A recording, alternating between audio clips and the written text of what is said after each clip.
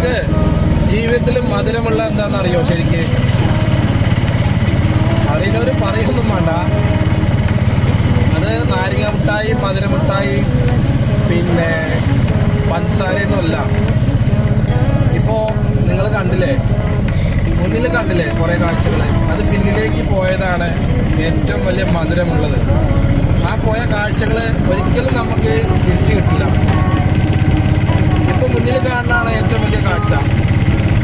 അത് നമുക്ക് ഇനി ഒന്നുകൂടി ഞാൻ റിവേഴ്സ് എടുത്ത് പോയാൽ തിരിച്ചു കിട്ടുമോ? അതാണ് നമ്മുടെ ജീവിതം. നമ്മുടെ ജീവിതം എന്ന് പറഞ്ഞത് മുന്നോട്ട് പോകുന്തോറും നമുക്ക് ഓർമ്മകൾ മാത്രമാണ് ബാക്കിയുള്ളത്.